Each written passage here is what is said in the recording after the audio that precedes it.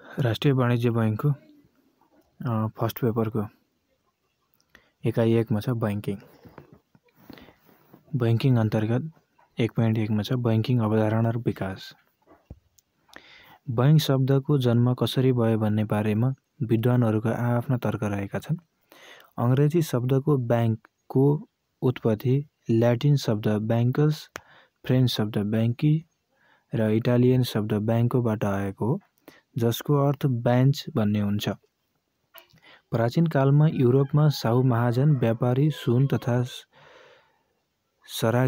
सफारीहरूले बेन्चमा बसेर पैसा गन्ने, पैसा राख्ने, भुक्तानी सम्बन्धी कार्यहरू, लगानी एवं विनिमय जस्ता कार्यहरू गर्दथे। यसबाट बैंक शब्दको सुरुवात र विकास भएको हो भन्ने अधिकांश विद्वानहरूको भनाइ छ। बैंकिङ कारोबारका बारेमा कौटिल्यको अर्थशास्त्र र मनुस्मृतिमा समेत चर्चा गरिएको पाए तापनि सन् 1157 मा ल्याटिनमा स्थापना भएको बैंक अफ भेनिसलाई नै हालसम्मका बैंकहरू मध्येको सबैभन्दा पुरानो बैंक मानिन्छ।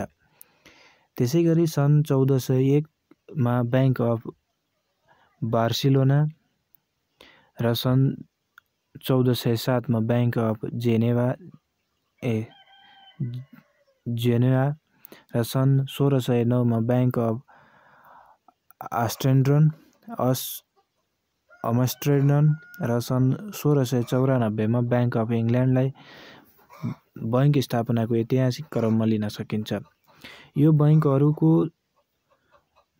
बैंकहरू दुनियाँमा बैंकिङ विकासका निमित्त आधार स्तम्भका रूपमा प्रकट भएका हुन्। 17औं शताब्दी अर्थात् सन् 1694 मा बेलायतमा स्थापना भएको बैंक अफ इङ्ल्यान्ड सँगै आधुनिक बैंकिङ प्रणालीको विकास भएको हो। 1.2 मा छ नेपालमा बैंकिङ विकास र हालको अवस्था एवं चुनौतीहरू। यसको 1 मा छ ऐतिहासिक काल। विक्रम सम्वत 1993 सम्मको काललाई ऐतिहासिक काल भनेर भनिन्छ। नेपालमा ऐतिहासिक कालमा घिउ, ठेकी, अन्न तथा श्रमको नाममा ब्याज दिने प्रचलन रहेको देखिन्छ। बैंकिङ व्यवसायको जग शङ्कराचार्य शाक्यले 11औं शताब्दी पूर्व नै राखिदिएका हुन्। उनले जनताको ऋण तिरिदिएका थिए। मानदेवको पालामा मानाङ्क, गुणकामदेवको पालामा गुणाङ्क, रत्नमल्लले तामाको सिक्का, महेन्द्र मल्लले महेन्द्र मल्ली, गुणकामदेवले जनताबाट ऋण लिए काठमाडौँ स्थापना गरेको ऐतिहासिक प्रसङ्ग पाइन्छ। त्यस्तै राजा जयस्थिति मल्लको शासनकालमा उनले सम्पूर्ण जनतालाई पेसाका आधारमा 64 जातमा विभाजन गरे र उक्त जातिमध्ये टङ्कादारी जाति भन्ने एउटा थियो, जसको कार्य मुद्रा सट्टै दिनेतर्फ केन्द्रित भएको पाइन्छ। विक्रम सम्वत 1933 मा रणोदीप सिंहले स्थापना गरेको तेजारथ अड्डालाई नै पहिलो पटक सङ्गठित तवरले स्थापना भएको वित्तीय संस्था मान्न सकिन्छ। त्यसैगरी सन् 1989 मा टक्सार अड्डाको स्थापना भई बैंकिङ प्रणालीको सुरुवात भए तापनि कानुनी रूपमा नेपाल बैंकको स्थापनालाई बैंकिङ प्रणालीको टर्निङ पोइन्टको रूपमा लिन सकिन्छ। त्यसैगरी दोस्रो नम्बरमा छ विक्रम सम्वत 1994 देखि विक्रम सम्वत 2040 सम्मको समयावधि। विक्रम सम्वत 1994 सालमा कार्तिक 30 गते नेपाल बैंक कानुन तयार गरी जुद्ध शमशेरले 1,08,42,000 चुक्ता पुँजी भएको नेपाल बैंकको स्थापना गरे। यस बैंकको स्थापनाबाट नै नेपालमा आधुनिक बैंकिङ प्रणालीको सुरुवात भएको हो। देशमा केन्द्रीय बैंक समेत नभएको तत्कालीन अवस्थामा यस बैंकले केन्द्रीय भूमिका समेत निर्वाह गरेको थियो। यस अवधिमा भएको बैंकिङ निम्नानुसारहरू छन्। नेपाल राष्ट्र बैंक ऐन 2012 अनुसार विक्रम सम्वत 2013 वैशाख 14 मा नेपाल राष्ट्र बैंकको स्थापना। नेपाल औद्योगिक विकास निगम ऐन 2016 अन्तर्गत विक्रम सम्वत 2016 साउन असाढ 1 गते नेपाल औद्योगिक विकास निगमको स्थापना भयो। त्यस्तै विक्रम सम्वत 2019 सालमा स्थापना भएको सहकारी बैंक र विक्रम सम्वत 2022 सालमा स्थापना भएको भूमि सुधार कर्पोरेसनलाई मिलाई कृषि विकास बैंक ऐन 2024 जारी गरी विक्रम सम्वत 2024 माघ 7 गते कृषि विकास बैंकको स्थापना भयो। राष्ट्रिय वाणिज्य बैंक ऐन 2021 मार्फत विक्रम सम्वत 2022 साल माघ 10 गते राष्ट्रिय वाणिज्य बैंकको स्थापना भयो। त्यसै गरी विक्रम सम्वत 2025 सालमा बैंकिङ प्रवर्धन समितिको स्थापना। त्यसै गरी विक्रम सम्वत 2031 सालमा नयाँ वाणिज्य बैंक ऐन 2031 जारी भई पुराना ऐन खारेज वाणिज्य बैंक ऐन 2020 खारेजी भयो। त्यसै गरी तेस्रो नम्बरमा छ विक्रम सम्वत 2040 सालदेखि विक्रम सम्वत 2059 सालसम्मको समयावधि। सन् 1980 को दशकपछि विश्वभर आर्थिक उदारीकरणको लहर चलेपछि नेपाल पनि अछुतो रहन सकेन। विक्रम सम्वत 2040 को दशक प्रारम्भसँगै नेपालको अर्थतन्त्रमा उदारीकरणको प्रवेश पाएपछि संयुक्त लगानीका बैंकहरू स्थापना हुन थाले। वाणिज्य बैंक ऐन 2031 ले राष्ट्र बैंकको स्वीकृतिमा विदेशी बैंकका शाखा खोल्न सकिने प्रावधान बन्दोबस्त गरेर नेपालमा प्रतिस्पर्धात्मक बैंकिङको ढोका खोलिदिएको थियो। बैंकले आर्थिक उदारीकरणको नीतिलाई अवलम्बन गरेपछि निजी क्षेत्र समेतको सहभागितामा विदेशी बैंकको संयुक्त लगानीमा बैंकहरू स्थापना हुन थालेपछि नेपालमा वाणिज्य बैंकहरूको सङ्ख्यामा उल्लेख्य वृद्धि हुन पुग्यो। आर्थिक उदारीकरणको नीति अवलम्बन गर्नुपूर्व देशमा राष्ट्रिय वाणिज्य बैंक, नेपाल बैंक लिमिटेड, राष्ट्रिय वाणिज्य बैंक, कृषि विकास बैंक लिमिटेड र नेपाल औद्योगिक विकास निगम मात्र थिए। केन्द्रीय बैंक नेपाल राष्ट्र बैंक, वाणिज्य बैंक नेपाल बैंक लिमिटेड र राष्ट्रिय वाणिज्य बैंक, त्यसै गरी विकास बैंक, कृषि विकास बैंक र नेपाल औद्योगिक विकास निगम, जम्मा 2वटा वाणिज्य बैंक र 2वटा विकास बैंक गरी 4वटा बैंकहरू क्रियाशील थिए। यस अवधिमा स्थापना भएको विकास बैंकहरू वित्त कम्पनी ऐन 2042 जारी भई यस अन्तर्गत 48वटा वित्त कम्पनी स्थापना भएका थिए।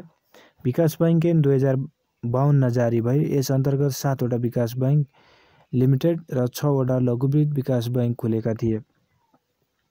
त्यसै गरी विकास बैंकमा Nabil bank limited, Nepal investment bank limited, standard chartered bank अथवा तत्कालीन ग्रीन लेन्ज बैंक, हिमालय बैंक लिमिटेड लगायतका विभिन्न मितिमा 15वटा वाणिज्य बैंकहरू स्थापना भएका थिए। त्यस्तै सहकारी ऐन 2049 जारी भयो।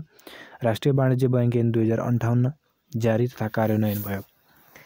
त्यसै गरी चौथो नम्बरमा छ विक्रम सम्वत 2059 देखि हालसम्मको समयावधि। विक्रम सम्वत 2059 सालमा बैंक तथा वित्तीय संस्था सम्बन्धी अध्यादेश 2059 लागू भई सबै बैंक तथा वित्तीय संस्थाहरूको लागि एउटै छाता ऐन निर्माण भएको पाइन्छ। यही ऐनलाई आवश्यकता अनुसार संशोधन गर्दै विक्रम सम्वत 2063 श्रावण 16 गतेदेखि बैंक तथा वित्तीय संस्था सम्बन्धी ऐन 2063 लागू भएको छ भने यसमा संशोधन भई बैंक तथा वित्तीय संस्था सम्बन्धी ऐन 2073 लागू भएको छ। यो ऐनले बैंक तथा वित्तीय संस्थाहरूलाई क, ख, ग र घ वर्गमा विभाजन गरी अलग अलग कार्यक्षेत्र तोक्यो। नेपाल राष्ट्र बैंकबाट विक्रम सम्वत 2075 फागुन मसान्तसम्म वित्तीय कारोबार गर्ने इजाजत प्राप्त बैंक तथा वित्तीय संस्थाहरूको विवरण निम्न बमोजिम छ। वाणिज्य बैंक 28वटा, वित्तीय बैंक विकास बैंक 33वटा, वित्त कम्पनी 24वटा, लघुवित्त वित्तीय संस्था 42वटा गरी जम्मा 167वटा। 1.3 मा छ शीर्षक तहगत बैंकिङ प्रणाली क, ख, ग, घ वर्गीकरण। तहगत बैंकिङ नेपालमा बैंक तथा वित्तीय संस्था सम्बन्धी ऐन 2073 ले नेपालका बैंक तथा वित्तीय संस्थाहरूलाई क, ख, ग, घ गरी 4 तहमा वर्गीकरण गरिएको छ। वाणिज्य बैंकलाई क वर्गमा, विकास बैंकलाई ख वर्गमा, वित्त कम्पनीलाई ग वर्गमा र लघुवित्त विकास बैंकलाई घ वर्गमा विभाजन गरिएको छ। वर्गीकरणको आधार नेपालमा बैंक तथा वित्तीय संस्थाहरूलाई वर्गीकरण गर्दा मूलतः न्यूनतम चुक्ता पुँजीका आधार बनाइएको छ, तर समग्रमा बैंक तथा वित्तीय संस्थाहरूलाई 4 तहमा विभाजन गर्नका लागि निम्न 4वटा बुँदालाई आधार बनाइएको पाइन्छ। ती आधारहरू। 1 मा छ न्यूनतम चुक्ता पुँजी, 2 मा बैंकहरूले गर्ने कामको प्रकृति, 3 मा बैंकहरूले कारोबार गर्ने समय अवधि र 4 मा छ बैंकहरूको भौगोलिक क्षेत्र। त्यसैगरी 1 नम्बरमा छ वाणिज्य बैंक। नेपालको सन्दर्भमा वाणिज्य बैंकको न्यूनतम चुक्ता पुँजीको दृष्टिकोणले सबैभन्दा ठूलो बैंक हुन्। वाणिज्य बैंकको न्यूनतम चुक्ता पुँजी हाल रु 8 अर्ब पुर्याउनु पर्ने व्यवस्था गरिएको छ। यसलाई क वर्गमा राखिएको छ। वाणिज्य बैंकहरूले मूलतः व्यापारिक प्रयोजनका लागि कर्जा दिन्छन्। यी बैंकहरूले साधारणतया छोटो अवधिको निक्षेप सङ्कलन गरी छोटै अवधिको कर्जा प्रदान गर्दछन्। नेपालमा वाणिज्य बैंकहरूको भौगोलिक कार्यक्षेत्र राष्ट्रिय स्तरको रहेको छ। त्यसैगरी दोस्रो नम्बरमा छ विकास बैंक। बैंक तथा वित्तीय संस्था सम्बन्धी ऐन 2073 अनुसार विकास बैंकहरू नेपालको दोस्रो तहका बैंक हुन्।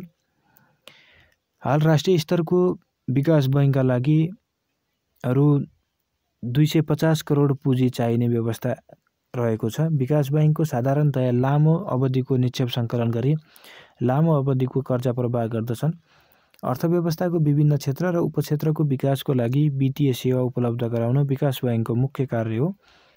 भौगोलिक कार्यक्षेत्रका हिसाबले नेपालमा विकास बैंकलाई राष्ट्रिय स्तरको विकास बैंक, क्षेत्रीय स्तरको विकास बैंक र स्थानीय स्तरको विकास बैंक गरी 3 तहमा थप वर्गीकरण गरेको छ। 4 देखि 10 जिल्लाको विकास बैंकका लागि 120 करोड चुक्ता पुँजी र 1 देखि 3 जिल्लाको विकास बैंकका लागि 50 करोड चुक्ता पुँजी हुनुपर्नेछ। त्यसैगरी वित्त कम्पनी। नेपालमा वित्त कम्पनीहरूलाई तेस्रो तहमा वर्गीकरण गरिएको छ। यिनीहरूले मूलतः उपभोक्ताको लागि कन्ज्युमर लोन उपलब्ध गराउँदछन्। वित्तीय कम्पनीहरूले मध्यकालीन र दीर्घकालीन प्रकृतिका निक्षेप सङ्कलन गरी सोही अवधिको कर्जा प्रवाह गर्दछन्। नेपालमा वित्त कम्पनीहरूको कार्यक्षेत्रलाई राष्ट्रिय स्तर, क्षेत्रीय स्तर र जिल्ला स्तर गरी 3 वर्गमा विभाजन गरिएको छ। हाल राष्ट्रिय स्तरको वित्त कम्पनीका लागि 80 करोड पुँजी आवश्यक पर्ने प्रावधान रहेको छ। राष्ट्रिय स्तर र 4 देखि 10 जिल्लाको लागि 80 करोड, त्यसैगरी 1 देखि 3 जिल्लाको लागि 40 करोड चुक्ता पुँजी रहनुपर्ने व्यवस्था छ। त्यसैगरी अर्को चौथो लेभलमा छ लघुवित्त विकास बैंक। विपन्न वर्गलाई उनीहरूको गरिबी न्यूनीकरण गरी जीवनस्तरमा सुधार गर्न बिना धितो समूहको ग्यारेन्टीमा कर्जा उपलब्ध गराउने बैंकलाई लघुवित्त विकास बैंक भनिन्छ। यसलाई नेपालमा यस बैंकलाई घ वर्गमा वर्गीकरण गरेको छ र हाल राष्ट्रिय स्तरको लघुवित्त विकास बैंकका लागि रु 10 करोड पुँजी चाहिने व्यवस्था छ। लघुवित्त विकास बैंकले मूलतः छोटो अवधिको निक्षेप सङ्कलन गरी छोटो अवधिको कर्जा प्रवाह गर्दछ। हाल नेपाल राष्ट्र बैंकले लघुवित्त विकास बैंकलाई राष्ट्रिय स्तर, क्षेत्रीय स्तर र जिल्ला स्तर गरी 3 वर्गमा विभाजन गरिएको छ। त्यसैगरी बैंक तथा वित्तीय संस्थाहरूमा अर्को पूर्वाधार विकास बैंकलाई छुट्टै बैंकको रूपमा वर्गीकरण गरिएको छ। पूर्वाधार विकास बैंक 20 अर्ब चुक्ता पुँजी भई सञ्चालन हुने बैंक हो। यसमा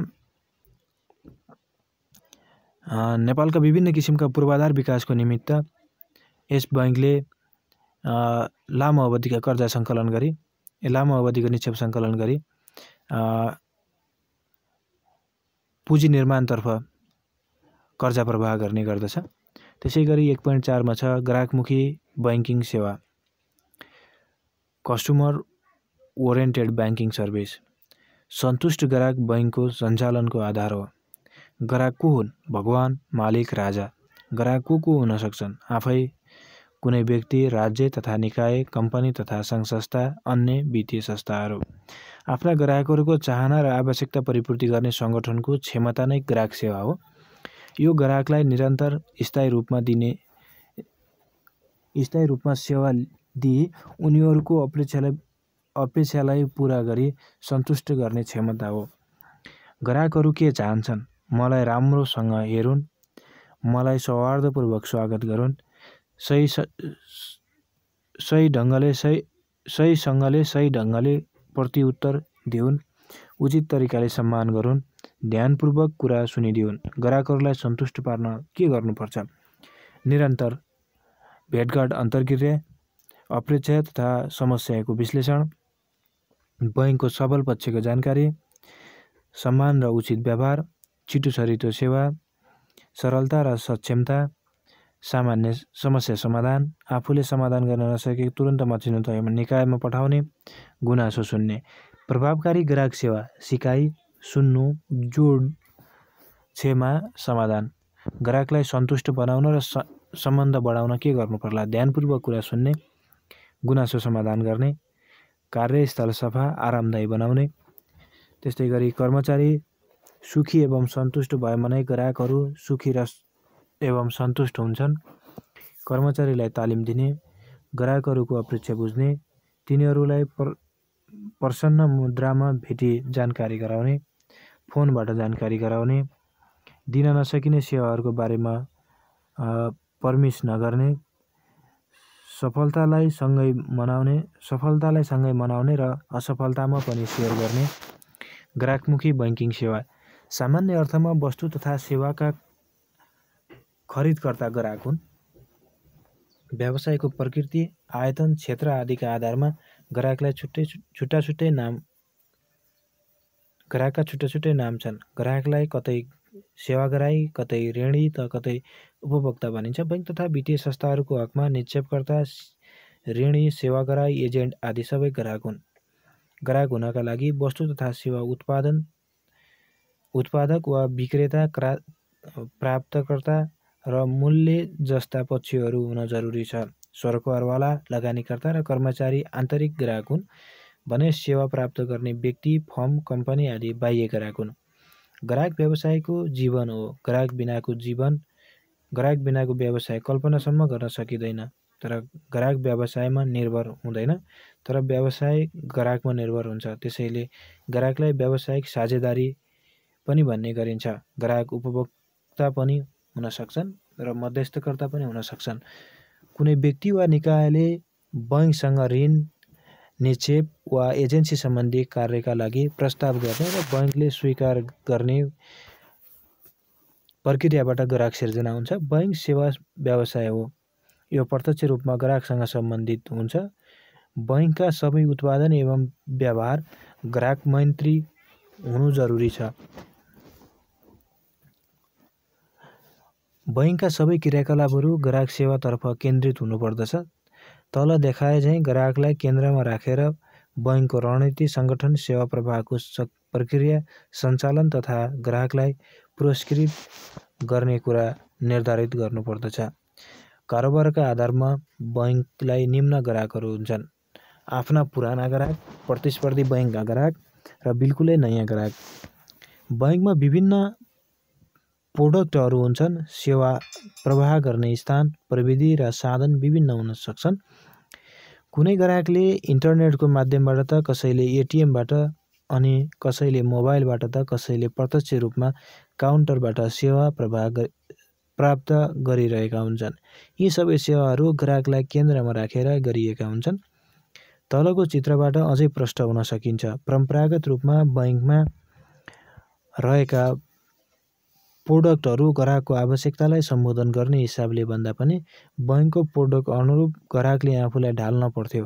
तर आजकाल बैंकहरूले ग्राहकको चाहना अनुरूप आफ्ना प्रोडक्टहरू बनाउने गर्दछन्।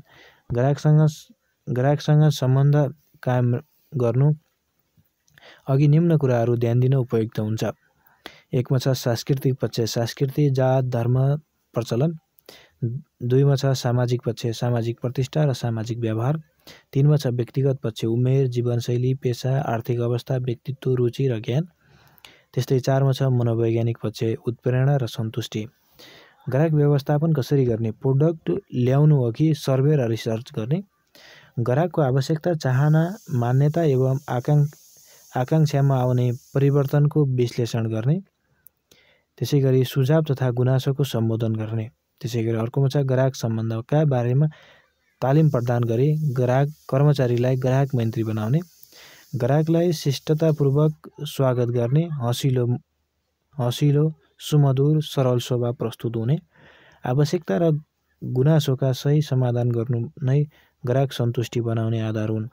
ग्राहकलाई सन्तुष्ट बनाउन निम्न कुराहरूमा ध्यान दिनु उपयुक्त हुन्छ। 1 मा भौतिक सुविधामा आकर्षक help desk, proper location, layout and designing, प्रतीक्षालय, आराम कक्ष, पिउने पानी, शौचालय आदिको उचित व्यवस्था, पत्रपत्रिका, टेलिफोन, निशुल्क इन्टरनेट सुविधाको व्यवस्था, सुझाव पेटिका आदि, कार्य सम्पादन उचित, छिटो र स्तरीय सेवा, पालो प्रणाली, राम्रो व्यवहार र असल चालचलन, सहयोगी र समाधानमुखी व्यवहार, हसमुखी शिष्ट बोली वचन। 1.5 मा छ ग्राहक संरक्षण सिद्धान्त। बैंकिङ व्यवसायको आधार नै ग्राहक हुन्। वित्तीय कारोबार मानिसको अभिन्न अङ्ग बनिसकेको छ। ग्राहकको रुचि र व्यवहारमा परिवर्तन भएसँगै बैंकहरूले विभिन्न प्रकारका सेवाहरू पस्किरहेका छन्। ती सेवाहरू सरलदेखि जटिलसम्म छन्। बैंकका विभिन्न प्रकारका प्रोडक्ट तथा सेवाहरूको बारेमा सुसूचित गराउनु, कारोबारमा पारदर्शिता गर्नु, कारोबारमा स्पष्टता र सहज पहुँच बनाउनु बैंकको व्यावसायिक कर्तव्य हो। ग्राहकको हक हितको संरक्षण गर्न अन्तर्राष्ट्रिय समुदाय पनि सक्रिय रहेको छ। G20, FSB र OECD जस्ता संस्था ग्राहक संरक्षण कार्यमा संलग्न अन्तर्राष्ट्रिय संस्थाहरू हुन्। यिनीहरू जनरल स्ट्यान्डर्ड र प्रिन्सिपल्स बनाउने सम्बन्धमा निरन्तर छलफलमा रहेका छन्। निश्चित सिद्धान्तहरूबारे विकासको पनि गरिरहेका छन्। ती हुन्: 1 मा छ fire and respectfully treatment of the silence. यो सिद्धान्त अनुसार बैंक र ग्राहकहरू बीचको सम्बन्ध हरेक मोडहरूमा बैंकले ग्राहकहरूप्रति इमानदारीता, स्पष्टता प्रदर्शन गर्नुपर्दछ। यो बैंकको अभिन्न संस्कृति हुनुपर्दछ। सङ्कटमा परेमा वा अशक्त व्यक्ति वा समूहप्रति विशेष व्यवहार देखाउनुपर्छ। 2 मा छ ट्रान्सपरेन्सी। यस सिद्धान्त अनुसार सेवा प्रदायक बैंक तथा वित्तीय संस्थाले आफ्नो उत्पादन तथा सेवाका बारेमा अद्यावधिक सूचना उपलब्ध गराउने गर्दछ। यस्ता सूचना स्वीकार गर्न सक्ने, स्पष्ट, सरल, शुद्ध, दुविधा उत्पन्न नगर्ने र जोखिम समेत नभएको हुनुपर्दछ। यस सिद्धान्त अनुसार हरेक पक्षको अधिकार, कर्तव्य, बैंकसँगको सम्बन्ध विच्छेद गर्ने प्रक्रिया, शुल्क, मूल्य, सम्भाव्य जरिवानाको बारेमा जानकारी गराउनुपर्छ। 3 मा छ फाइनान्सियल अवेरनेस। यस सिद्धान्त अनुसार बैंकले भइरहेको र भविष्यमा हुन सक्ने ग्राहकहरूका लागि उपयुक्त संयन्त्र र प्रक्रियाको विकास गरी बैंकिङ सेवाहरूको विषयमा सम्पूर्ण सेवाग्राहीलाई आवश्यक ज्ञान, सिप सिकाउनुपर्छ ताकि वित्तीय जोखिम, अवसर, छनौट, सहयोग प्राप्त गर्ने निकाय आदिका बारेमा ग्राहकहरू शिक्षित र दीक्षित हुन सकुन्। 4 मा छ बिहेभियर एन्ड वर्क इथिक्स। यस सिद्धान्त अनुसार ग्राहकहरूसँगको सम्बन्धको सिलसिलामा बैंकले व्यावसायिक व्यवहार प्रदर्शन गर्दै ग्राहकको वित्तीय हित रक्षा गर्न बैंक प्रमुख सहयोगी हुनुपर्दछ। 5 मा छ प्रोटेक्सन एजेन्ट्स फन्ड। यस सिद्धान्त अनुसार बैंकले आफ्ना ग्राहकहरूबाट पर्याप्त निक्षेप र अन्य त्यस्तै वित्तीय सम्पत्तिको संरक्षण गर्नुपर्दछ। यसको लागि बैंकले फन्ड कम गर्न, दुरुपयोग गर्न नसक्ने गरी उच्च स्तरको नियन्त्रण संयन्त्रको विकास गरी यसको प्रभावकारी कार्यान्वयन गर्नुपर्दछ। 6 मा छ प्रोटेक्सन अफ प्राइभेसी। यस सिद्धान्त अनुसार ग्राहकको वित्तीय र व्यक्तिगत संरक्षित गर्न उपयुक्त नीतिगत व्यवस्थासहित प्रभावकारी संरक्षण र नियन्त्रण संयन्त्र विकास गर्नुपर्दछ। 7 मा छ गभर्नेन्स ह्यान्डलिङ्स। यस सिद्धान्त अनुसार ग्राहकबाट प्राप्त हुने गुनासा वा उजुरीको सुनवाई गर्ने संयन्त्रसम्म उनीहरूको सहज पहुँचको व्यवस्था गरिनुपर्छ। त्यस्तो निकायमा कार्यरत सेवा दिने कर्मचारी स्वतन्त्र र जिम्मेवार हुनुका साथै ती गुनासाहरू उप समयमै यथोचित सम्बोधन हुनुपर्दछ। 8 मा छ फेयर कम्पिटिसन। यस सिद्धान्त अनुसार ग्राहकले खोज्ने, तुलना गर्न, परिवर्तन गर्न, उचित मूल्यमा सेवा प्रदायक छान्न स्वतन्त्र रूपले पाउनुपर्छ। 9 मा छ कन्फ्लिक्ट एन्ड इन्ट्रेस्ट। यस सिद्धान्त अनुसार ग्राहक र बैंकहरूबीच कुनै विषयमा आपसी हित बाजेमा यसलाई निष्कर्ष पुर्याउने सम्बन्धी लिखित नीति हुनुपर्छ। तेस्रो पक्ष र बैंकबीचको आपसी विवाद र हितको प्रश्न उठेमा सो सम्बन्धमा के गर्ने भन्ने कुरा पहिले नै घोषणा गरिएको वा उल्लेख गरिएको हुनुपर्छ। 10मा छ रेस्पोन्सिबल एन्ड प्रिन्सिस। यस सिद्धान्त अनुसार ग्राहकहरूको क्षमतालाई मध्यनजर गरी आफ्नो सेवाको प्रिन्सिस ट्रिम एन्ड कन्डिसन तय गर्नुपर्दछ। सेवा प्रदायक बैंक तथा वित्तीय संस्थाका ग्राहकहरूका पनि व्यावसायिक कर्तव्यहरू हुन्छन्। ती कर्तव्यको परिपालनाले व्यवसायको स्तर निर्धारणमा महत्त्वपूर्ण भूमिका खेलेको हुन्छ। ती हुन्: 1मा छ ग्राहकले बैंकलाई उपलब्ध गराउने सूचना पुरा र सही हुनुपर्दछ, गलत सूचना चाहिँ दिनु हुँदैन। 2मा आफ्नो दायित्वका सम्बन्धमा बैंकले प्रदान गर्ने सूचना राम्रोसँग बुझ्नुपर्छ। 3मा स्पष्ट कुराहरू भए प्रश्न गर्न हिचकिचाउनु हुँदैन। 4मा गुनासो गर्ने तरिका तथा पाइराख्नुपर्छ। 5मा छ प्रोडक्टको बारेमा भएका सेवा र शर्त इमान्दारीपूर्वक पालना गर्नुपर्छ। त्यसै गरी 6मा छ आफ्नो वित्तीय अवस्थालाई ध्यानमा राख्दै प्रोडक्टका अन्तर्निहित जोखिमहरूका बारे थाहा पाउनुपर्छ। 7मा छ आवश्यकता पुरा गर्ने प्रोडक्ट सर्भिसका लागि मात्र अनुरोध गर्नुपर्छ। 8मा छ आधिकारिक कारोबारका बारे जानकारी लिनुपर्छ। 9मा आफ्नो संवेदनशील व्यक्तिगत तथा वित्तीय सूचनाहरू जसलाई पायो त्यसलाई जानकारी दिनु हुँदैन। 10मा छ कुनै कारणबाट वित्तीय कठिनाइ परिआएमा बैंकलाई खुलस्त प्रतिवेदन गर्नुपर्दछ। 11मा छ समसामयिक सूचनाबारे अद्यावधिक हुनुपर्छ। 12मा इमेल ठेगाना आफै प्रयोग गर्नुपर्दछ। 13मा अख्तियारीका बारे सचेत हुनुपर्दछ। 14मा खाली र आधा भरिएका कुनै पनि कागजात वा फारममा दरखास्त गर्नु हुँदैन। 15मा छ कागजातहरू चेक गरेर मात्रै बैंकमा पेश गर्नुपर्दछ। 16मा बैंकले उपलब्ध गराएका कागजातहरू सुरक्षित साथ राख्नुपर्दछ। ग्राहक संरक्षणका लागि बैंक सबै देशका केन्द्रीय बैंक तथा नियामक निकायले आफ्नो निर्देशन मार्फत यसलाई लागू गर्दै आइरहेका छन्। नेपालका सन्दर्भमा नेपाल राष्ट्र बैंकले बैंक तथा वित्तीय संस्थाहरूलाई ग्राहक संरक्षण सम्बन्धी व्यवस्था परिपालना गर्न तपसिल बमोजिमका निर्देशन जारी गरेको पाइन्छ। 1मा छ पारदर्शिता सम्बन्धी व्यवस्था। 2मा सरल भाषाको प्रयोग सम्बन्धी व्यवस्था। 3मा सूचना सम्बन्धी व्यवस्था। 4मा सरल बैंकिङ सम्बन्धी व्यवस्था। 5मा वित्तीय सेवाको शुल्क लगायतका शर्त परिवर्तन सम्बन्धी व्यवस्था। 6मा खाता सञ्चालन तथा बन्द गर्दा लाग्ने शुल्क सम्बन्धी व्यवस्था। 7मा चेक भुक्तानी सम्बन्धी व्यवस्था। 8मा ब्याज दर सम्बन्धमा। 9मा सेवा शुल्क सम्बन्धी व्यवस्था। 10मा अग्रिम भुक्तानी शुल्क सम्बन्धमा। 11मा गुनासो सुनवाई सम्बन्धी व्यवस्था। 12मा गोपनीयता एवं तथ्याङ्क संरक्षण सम्बन्धी व्यवस्था। 13मा वित्तीय साक्षरता सम्बन्धमा। अर्को युनिट छ 1.6 ग्राहक पहिचान KYC know your customer. Banking व्यवसायमा ग्राहक। बैंकमा ग्राहक भगवान वा दानव दुवै हुन्छन्। मात्र भगवान चिनेर पूजा गर्नुपर्छ। ग्राहक पहिचानको अवधारणा बैंकिङ शब्दावलीमा नयाँ मानिए पनि बैंकिङ इतिहास कालदेखि नै यसलाई महत्त्वका साथ हेरिँदै आएको हो। ग्राहकको पहिचानको आधारभूत अर्थ हेर्ने हो भने बैंकले आफ्नो ग्राहकहरूलाई प्रमाणीकरण गर्ने प्रक्रिया भन्ने बुझिन्छ। बैंकले आफ्ना ग्राहकहरूको सङ्ख्या, अवस्था, पृष्ठभूमि, कारोबारको प्रकृति, मनोवृत्ति लगायतका तत्त्वहरूको जानकारी राख्नु नै वास्तवमा ग्राहक पहिचान हो। यसको विषयवस्तु समय सान्दर्भिक हुनुका पछाडि बैंकमा बढ्दै गएको बैंकिङ ठगी, बैंकिङ कसुर लगायत जान वा अनजानमा हुने बैंकिङ अपराधको न्यूनीकरणका लागि नै हो। ग्राहक पहिचान गर्नु वास्तवमा ग्राहकको संरक्षण गर्नु पनि हो। बैंकिङ व्यवसायमा ग्राहकको उपस्थिति अर्थपूर्ण हुन्छ। संस्था टिकाइराख्न उनीहरूको महत्त्वपूर्ण भूमिका रहेको हुन्छ। बैंकहरूसँग जोडिएका ग्राहकहरूलाई सन्तुष्ट बनाउन निम्न उपायहरू अपनाउनु पर्दछ।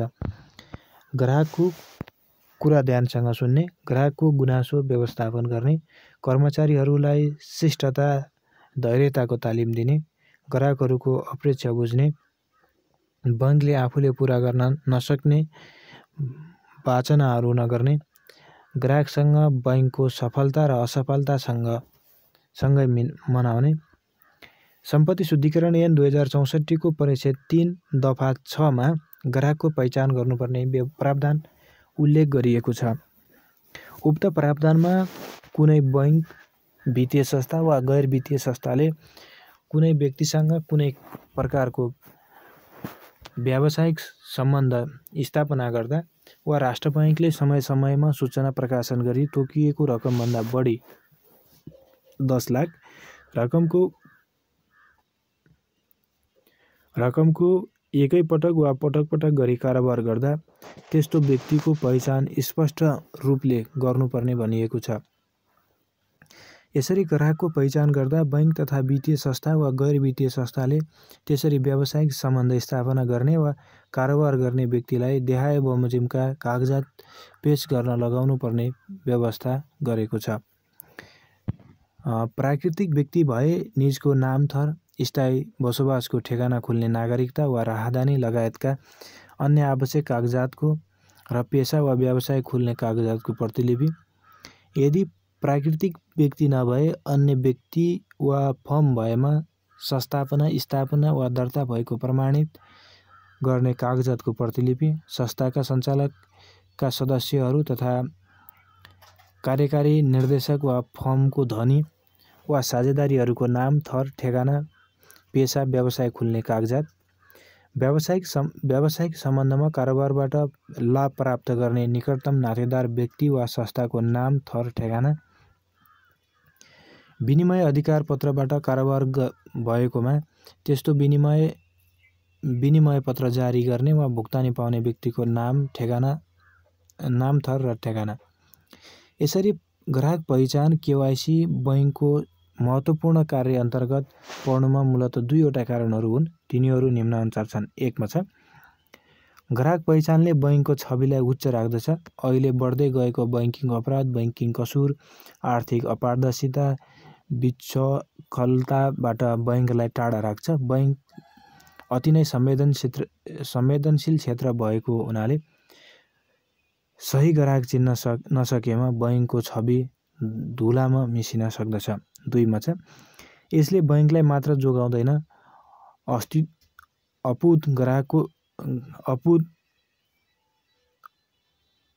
अपितु ग्राहकको पनि संरक्षण गर्ने गर्दछ। संरक्षित ग्राहकले नै बैंकबाट सन्तुष्ट सेवा लिन सक्छन्। वास्तविक ग्राहक मर्कामा नपर्ने र राष्ट्रलाई घात गर्ने व्यक्तिहरू बैंकले चिन्न सकेको खण्डमा ग्राहक पहिचानको मुद्दा राम्रो भएर जान्छ। नेपाल राष्ट्र बैंकद्वारा जारी गरिएको एकीकृत निर्देशिका 2075 को सम्पत्ति शुद्धिकरण तथा आतंकवादी कार्यमा वित्तीय लगानी निवारण सम्बन्धी व्यवस्थामा कर्मचारी र ग्राहक पहिचान सम्बन्धी व्यवस्था। ग्राहक पहिचानका तथा सन्तुष्टि सम्बन्धमा 1 मा छ, इजाजत प्राप्त बैंक तथा वित्तीय संस्थाले ग्राहकको पहिचान तथा सोको सम्पुष्टि गर्दा ऐनको दफा 7 को क र नियमावलीको नियम 4 तथा 5 बमोजिम गर्नुपर्ने छ। 2 मा ग्राहक पहिचान गर्दा कानुनी व्यक्ति वा प्रबन्धको तहगत संरचना र स्वामित्व रहेको देखिएमा प्रत्येक तहको त्यस्तो व्यक्ति वा प्रबन्ध उप नियन्त्रण गर्ने व्यक्ति अर्कै रहेको देखिएमा त्यस्ता व्यक्तिका अतिरिक्त नियमावलीको नियम 6 को उपनियम 2 को बुँदा क बमोजिमको प्राकृतिक व्यक्तिको समेत पहिचान गर्नुपर्नेछ। त्यसैगरी 3 मा छ, इजाजत प्राप्त संस्थाहरूले नियमावलीको नियम 3 बमोजिम व्यावसायिक सम्बन्ध नभएको वा खाता नभएको ग्राहकबाट रु 1 लाख वा सो बराबरको विदेशी मुद्रा भन्दा बढीको आकस्मिक कारोबार भएमा निज ग्राहकको पहिचान हुन सक्ने विवरण र कागजात लिनुपर्नेछ। 4 मा छ, कुनै प्राकृतिक व्यक्तिको कारोबारमा परिवार बाहेक अन्य कुनै व्यक्ति वास्तविक धनीको रूपमा रहेको शङ्का लागेमा सोको समेत पहिचान गर्नु पर्नेछ। 5 मा छ, ग्राहक बाहेक अन्य कुनै व्यक्तिले ग्राहकको खातामा नगदै जम्मा गर्न आएमा रकम जम्मा गर्ने व्यक्तिको पहिचान हुन सक्ने विवरण तथा कागजात लिनुका साथै नगद जम्मा गर्नुपर्ने प्रयोजन समेत खुलाउनु पर्नेछ। 6 मा ग्राहकको खाता खोल्ने सिलसिलामा नियमावलीको नियम 4 को उपनियम 4 मा तोकिए बमोजिम देहाय बमोजिमका व्यक्तिहरूले ल्याप्चे सही छाप लिनुपर्नेछ। क मा प्राकृतिक व्यक्तिको हकमा खातावाला र खाता सञ्चालक व्यक्ति वा अन्य रहेकोमा निजको समेत तर नाबालगको हकमा खाता सञ्चालकको मात्र लिन बाध्य पर्ने छैन। ख मा छ कानुनी व्यक्ति वा प्रबन्धकको हकमा खाता सञ्चालक। 7 मा छ नेपाल सरकार वा नेपाल सरकार अन्तर्गतका कार्यालय वा निकाय विशेष ऐन अन्तर्गत स्थापित निकाय, नेपाल सरकारको स्वामित्वमा रहेका सङ्गठित संस्था, नेपाल राष्ट्र बैङ्कबाट इजाजत प्राप्त बैङ्क तथा वित्तीय संस्थाहरू, संयुक्त राष्ट्र सङ्घ वा सो अन्तर्गतका कार्यालय तथा विशिष्टीकृत निकाय एवं अन्तर्राष्ट्रिय संस्थाहरू र विदेशी राजदूतावासहरूको हकमा ग्राहक पहिचान तथा सन्तुष्टि गर्दा खाता सञ्चालकहरूको मात्र व्यक्तिगत विवरण लिन सक्नेछ। 8 मा छ ग्राहक पहिचान तथा सम्पुष्टि गर्दा यस निर्देशनको अनुसूची 19.1 मा तोकिएको कागजात तथा विवरण लिनुपर्नेछ। साथै ऐन नियमावली तथा यस निर्देशन बमोजिम ग्राहक पहिचान तथा सम्पुष्टि गर्दा थप कागजात तथा विवरण लिन आवश्यक देखिएमा सो समेत लिनुपर्नेछ। उच्च पदस्थ व्यक्ति पहिचान सम्बन्धमा 1 मा इजाजत प्राप्त बैङ्क तथा वित्तीय संस्थाले ऐनको दफा 7 ख बमोजिम उच्च पदस्थ व्यक्तिको विशेष पहिचान वा यकिन गर्ने प्रयोजनका लागि देहाय बमोजिमका संयन्त्रहरूको समेत स्थापना गर्नुपर्नेछ। क मा छ ग्राहकको खाता खोल्दा, ग्राहकसँग कारोबार गर्दा वा ग्राहकको विवरण नियमित रूपले अद्यावधिक गर्दा उच्च पदस्थ व्यक्ति पहिचान हुने संयन्त्र। ख मा उच्च पदस्थ व्यक्ति थपगढ भएको अवस्थामा तत्काल पहिचान हुने संयन्त्र। ग मा छ उच्च पदस्थ व्यक्तिको परिवार तथा सम्बद्ध व्यक्ति पहिचान हुने संयन्त्र। घ मा छ उच्च पदस्थ व्यक्तिको पदीय हैसियत र संलग्नता बमोजिमको जोखिम पहिचान हुने संयन्त्र। 2 मा छ उच्च पदस्थ व्यक्तिको पहिचान गर्दा देहाय बमोजिमका प्रक्रियाहरू अवलम्बन गर्नुपर्नेछ। क मा ग्राहकबाट सूचना लिने। ख सार्वजनिक रूपमा उपलब्ध सूचना ग्रहण गर्ने। ग मा सामाजिक सञ्जालमा उपलब्ध सूचनाको विश्लेषण गर्ने र घ मा व्यावसायिक रूपमा उपलब्ध तथ्याङ्क लिने। 3 मा उच्च पदस्थ व्यक्तिको अभिलेख निज पदबाट अवकाश वा मुक्त भएको मितिले 5 वर्षसम्म कायम राख्नुपर्नेछ। वास्तविक धनी पहिचान सम्बन्धमा 1 मा इजाजत प्राप्त बैङ्क तथा वित्तीय संस्थाले ऐनको दफा 7 ग तथा नियमावलीको नियम 6 बमोजिम वास्तविक धनीको पहिचान गर्न देहाय बमोजिमको संयन्त्रहरूको स्थापना गर्नुपर्नेछ। वास्तविक धनी पहिचान गर्ने संयन्त्र। ख मा वास्तविक धनी तथा निजसँग सम्बद्ध कारोबारको सूक्ष्म अनुगमन गर्ने संयन्त्र र घ मा वास्तविक धनी र निजसँग सम्बन्धित सम्पूर्ण कारोबारहरूको एकीकृत रूपमा अनुगमन गर्ने संयन्त्र। 2 मा वास्तविक धनी पहिचान गर्दा देहाय बमोजिमको प्रक्रियाहरू अवलम्बन गर्नुपर्नेछ। 1 मा ग्राहकबाट सूचना लिने। ख मा सार्वजनिक रूपमा उपलब्ध सूचना ग्रहण गर्ने। ग मा सामाजिक सञ्जालमा उपलब्ध सूचनाको विश्लेषण गर्ने। घ मा प्रचलित कानुन बमोजिम राखिएको अभिलेखबाट सूचना लिने र घ मा व्यावसायिक रूपमा उपलब्ध तथ्याङ्क लिने। 3 मा छ वास्तविक धनी सम्बन्धी अभिलेख व्यवसायिक सम्बन्ध वा कारोबार समाप्त भएको मितिले 5 वर्षसम्म कायम राख्नुपर्नेछ। बृहत ग्राहक पहिचान सम्बन्धमा 1 मा इजाजत प्राप्त बैङ्क तथा वित्तीय संस्थाहरूले ऐनको दफा 7 को ङ को उपदफा 1 मा उल्लेख भएका ग्राहकहरूका अतिरिक्त देहाय बमोजिमका ग्राहकहरूसँग व्यावसायिक सम्बन्ध स्थापना वा कारोबार गर्दा समेत बृहत ग्राहक पहिचान पद्धति अवलम्बन गर्नुपर्नेछ। क मा छ विद्युतीय माध्यमबाट कारोबार गर्ने ग्राहक। ख मा छ उच्च नेटवर्थ भएका ग्राहकहरू। यस प्रयोजनका लागि उच्च नेटवर्थ जमाउने सीमा बैङ्क तथा वित्तीय संस्थाहरूले आफै निर्धारण गर्नुपर्नेछ। ग मा छ सम्पत्ति शुद्धिकरण तथा आतङ्कवादी क्रियाकलापमा वित्तीय लगानी सम्बन्धी अपराधमा संलग्न हुन सक्ने आधार देखिएका ग्राहक। घ मा भ्रष्टाचार, कर छली लगायतका अन्य अपराधी कार्यका आधारमा उच्च जोखिममा रहेका मुलुकका ग्राहक। यस प्रयोजनका लागि सम्बन्धित मुलुकको सूची तयार गरी नियमित रूपमा अद्यावधिक गर्नुपर्नेछ। त्यस्तै गरी ङ मा छ नगदको बढी प्रयोग हुने व्यवसायमा संलग्न ग्राहक। त्यसैगरी नम्बर 2 मा छ ग्राहकसँग व्यावसायिक सम्बन्ध स्थापना गर्दा वा कारोबार गर्दा नियमावलीको नियम 8 बमोजिम 8 मा उल्लेखित उपायहरूका अतिरिक्त देखाएका थप उपायहरू अवलम्बन गरी बृहत ग्राहक पहिचान पद्धति अवलम्बन गर्नुपर्दछ। क मा छ सम्पत्तिको स्रोत पहिचान गर्ने, ख मा कारोबारको उद्देश्यको जानकारी लिने, ग मा कारोबारको अनुगमन गर्ने र प्रयोजनका लागि सीमा निर्धारण गर्ने। सरलीकृत ग्राहक पहिचान सम्बन्धमा इजाजत प्राप्त बैंक तथा वित्तीय संस्थाहरूले ऐन को दफा 7 च र नियमावलीको नियम 9 बमोजिम सरलीकृत ग्राहक पहिचानको प्रक्रिया अवलम्बन गर्न सक्नेछन्। यसरी सरलीकृत ग्राहक पहिचान तथा सोको सन्तुष्टि गर्दा देखाए बमोजिमका मापदण्ड र प्रक्रियाहरू अपनाउनु पर्नेछ। 1 मा सरलीकृत ग्राहक पहिचानका लागि उपयुक्त पद्धतिको विकास गर्नुपर्नेछ। 2 मा सरलीकृत ग्राहक पहिचान पद्धति अपनाएका ग्राहकहरूको विवरण राख्नुपर्नेछ। 3 मा सरलीकृत ग्राहक पहिचान पद्धति अपनाई खोलिने खाताहरूको लागि छुट्टै फारमको विकास गर्नुपर्नेछ। 4 मा नियमावली नियम 9 को उपनियम 2 मा उल्लेख भए बमोजिम खोलिने खाताहरूको सम्बन्धमा यस बैंकको पूर्व स्वीकृति लिनुपर्नेछ, तर 3 महिना वा सोभन्दा कम अवधिको उत्पादन वा सेवा प्रवाहसँग सम्बन्धित कार्यक्रमका लागि खाता खोल्नु परेमा यसै बैंकको पूर्व स्वीकृति आवश्यक पर्ने छैन। शङ्कास्पद कारोबार सम्बन्धमा 1 मा इजाजत प्राप्त बैंक तथा वित्तीय संस्थाले ऐनको दफा 7 ढ को उपदफा 1 मा उल्लेखित खास कारोबारका सम्बन्धमा विशेष ध्यान दिने प्रणालीको विकासका लागि लागू गर्नुपर्नेछ। 2 मा ऐनको दफा 7 को ध बमोजिमको व्यवस्था विद्यमान भएमा शङ्कास्पद कारोबार सम्बन्धी प्रतिवेदन यसै निर्देशनको अनुसूची 19.3 बमोजिमको ढाँचामा तयार गरी 3 दिनभित्र वित्तीय जानकारी इकाइ समक्ष पेश गर्नुपर्नेछ। सो प्रतिवेदन तयार गर्दा वित्तीय जानकारी इकाइको जारी गरिएको मापदण्डलाई आधार मान्नुपर्नेछ।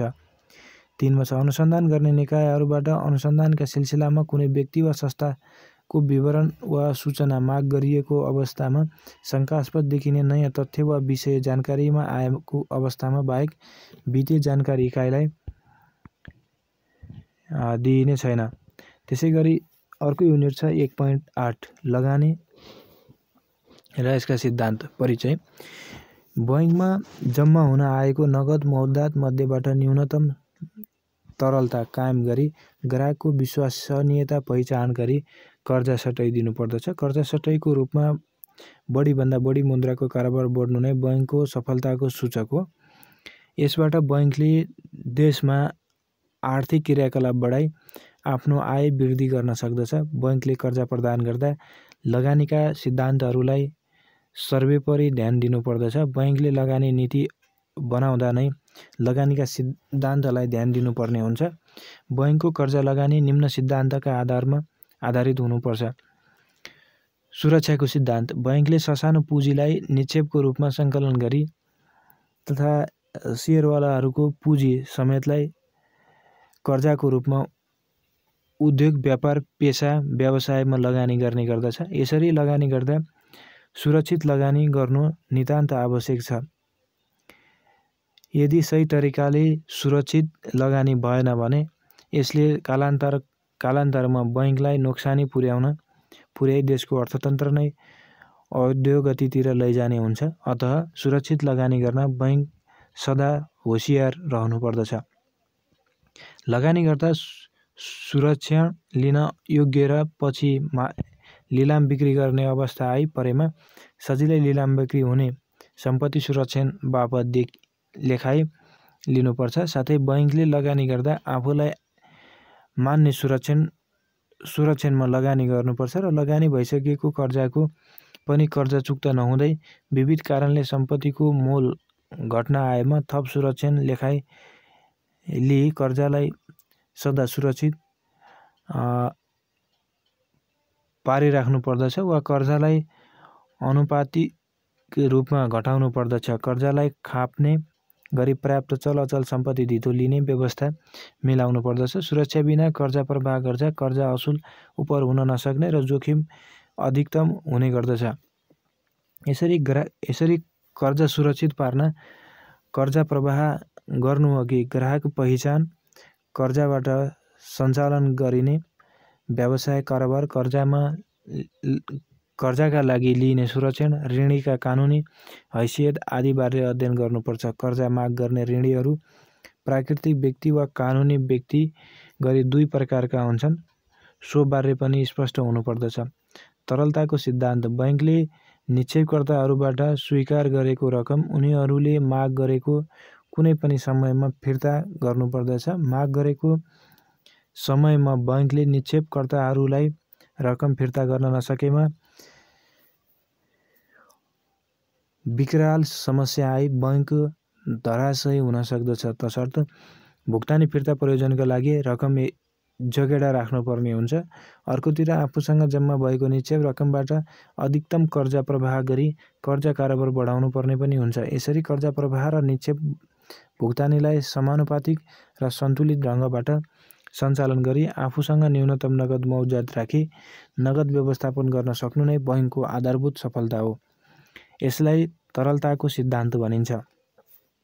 तरलता कायम गर्नका लागि बैंकले आफूसँग केही नगद मौजात राख्ने र आवश्यक एजेन्सी मौजात कायम राख्ने र सरकारी सुरक्षामा लगानी गर्ने आदि प्रक्रिया अपनाइएको हुन्छ। वाणिज्य बैंकहरूले न्यूनतम तरलता राख्न नेपाल राष्ट्र बैंकले निर्देशन गरेको हुन्छ। अर्को निर्देशनको परिधिभित्र रही तरलता व्यवस्थापन गर्नुपर्ने हुन्छ।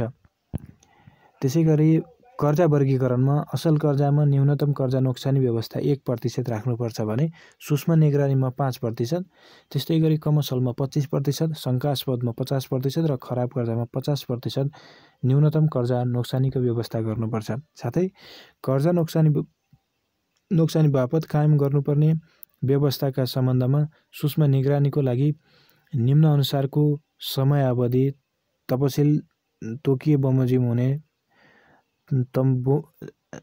बमोजिमको नोक्सानी व्यवस्था कायम गर्नुपर्नेछ। समयावधि 71 चैत मसान्तसम्म कायम गर्नुपर्ने नोक्सानी 1.5%, 72 असार मसान्तसम्म 2 यो। त्यसैगरी विप्रेषण, अर्को टपिक छ विप्रेषण।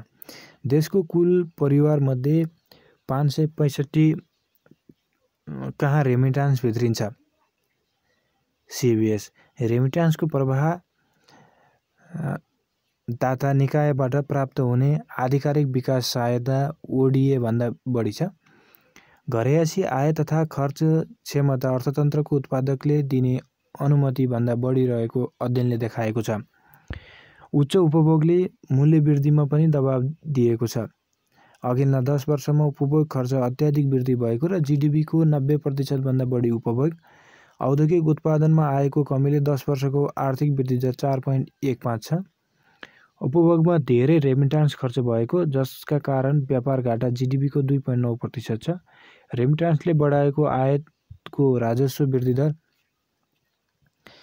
हुँदा सरकारलाई भने सहयोग भएको छ। रेमिटान्सको प्रभाव पछिल्लो 10 वर्षमा वस्तु आयात वृद्धि दर 13% छ। रेमिटान्सले अर्थतन्त्रको घरयासी तहमा समेत असर पारेको छ। अध्ययनका अनुसार एक घर परिवारले प्राप्त आम्दानीको 73% घरजग्गा खरिदमा लगाउने गरेका छन्। उच्च वर्गीय परिवारले रेमिटान्स उपभोगमा, मध्यवर्गीयको मानव पुँजी निर्माणमा खर्च गर्छन्। नेपालमा लगभग 19 लाखले रेमिटान्समा योगदान गरेका छन्। प्रति परिवार औसत 80,436 प्राप्त छ। घर परिवारको आम्दानीको औसत रेमिटान्सको हिस्सा 355। डच रोग बन्दै रेमिटान्स आर्थिक वृद्धि दरमा नकारात्मक असर परेको, बढ्दो निरन्तरताले यो डच रोग बन्न लागेको एक अध्ययनले देखाएको छ। नेदरल्यान्डमा सन् 1960 ताका प्राकृतिक ग्यासमा बढी निर्भर हुँदा औद्योगिक उत्पादनमा गिरावट आएको थियो, जसबाट अर्थतन्त्रमा विकृति आएपछि अर्थशास्त्रीले डच रोग नामाकरण गरेका हुन्। रेमिटान्स प्राप्तिले शोधनान्तर बचत तथा नियमन सञ्चित वा सूचकमा मात्र जोड दिई वृहत अर्थतन्त्रलाई सम्हाल्न गाह्रो हुन्छ। बेनिफिट्स अफ रेमिटान्स: GDP को major component BOP surplus, foreign exchange service को लागि महत्त्वपूर्ण भूमिका। Property incidents in discourage unemployed discourage domestic investment rate increase, पुँजी निर्माणमा सहयोग। पर क्यापिटल इन्कम इन्क्रिज, विश्वमा 130 मुलुकहरूमा नेपालीहरू पुगेका छन्। हाल वर्षेनी करिब 7 खर्ब रुपैयाँ विप्रेसनबाट प्राप्त हुन्छ। ग्रामीण घर परिवारमा कृषिको पछिको दोस्रो ठुलो आय स्रोत हो यो। विप्रेसन बराबर रोजगारी, आय, लगानी, व्यापार, आम्दानी नीति अपनाउनु पर्छ। Short term of benefits.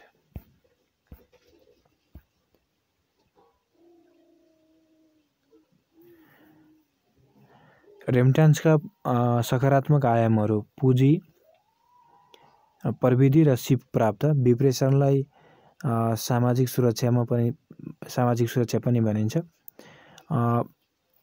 आर्थिक सबलीकरण,